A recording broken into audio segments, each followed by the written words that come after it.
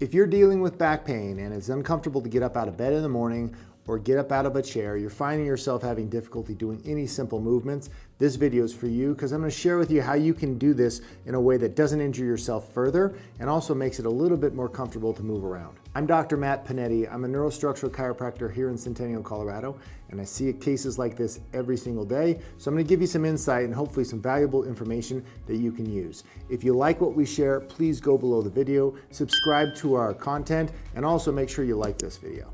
Okay, so I'm going to start with one of the most common places I see people getting in trouble, and that is getting out of bed in the morning. So if you're on your back in bed, the first thing you want to do is avoid this motion here. What you do when you sit up is you put significant amount of load into your lower back and your discs. It's why we don't recommend sit-ups for most people. Sit-ups are really problematic for somebody who has a back issue. The first thing you should do, other than don't do that, is roll to your side. Now I didn't lift my upper back. I kept it on the bed or on the floor, and I'm just rotating till I can get to my shoulder and my elbow. Now from here, I can use this to press up. I'm keeping my spine in a pretty neutral line though. I'm not allowing it to sag too much, because if it does, then I might elicit more pain. So keep my spine in a good position while pressing my elbow there. Now, if you're on a bed, you're gonna have a little bit of a ledge that I would like you to swing your legs around and off. So you'll be able to rotate and then essentially bring yourself up to a neutral position. And from there, get up off the bed. Now, another position that you might get stuck in is actually when you're down on the floor. Maybe you've got kids and you've been playing with them and now you're stuck trying to get off the ground. You're here and you're not sure how you're gonna do it. The object here is, again, to keep your spine in a neutral position.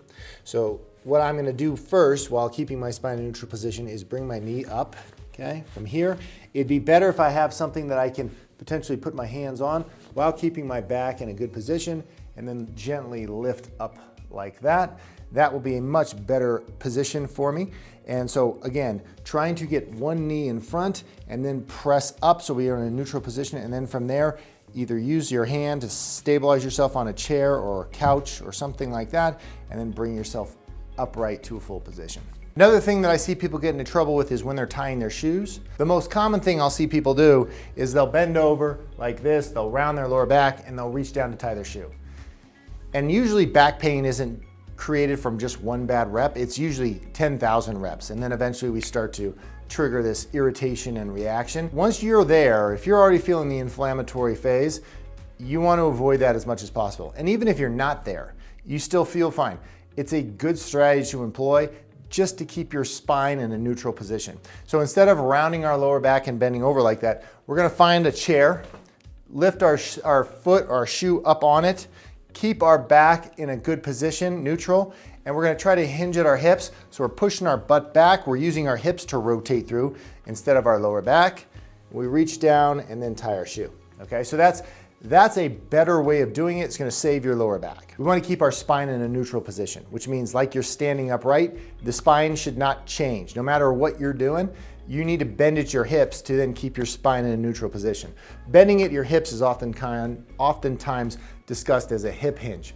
You push the butt back, almost like you're about to sit into a seat. You push the butt back, and then from there we can bend or extend from the hips, not from the lower back. Okay, it's a totally different thing. And if you're bending in any position and then we rotate, that's where you're gonna create a lot of pressure. So avoid bending with your lower back and avoid bending and rotating. If you need to turn and get something, like somebody's shoveling snow, for example, instead of bending and turning like this, bend, get your load of snow, and pivot with your foot, keeping your spine in a good position. Don't rotate. Hope you found this video valuable, and hopefully this is gonna help you get back to where you wanna be on a day-to-day. Keep your spine in a neutral position. Avoid some of these really bad habits that we oftentimes get into to save time and for speed, and I'll see you guys on the next video. Thanks for watching.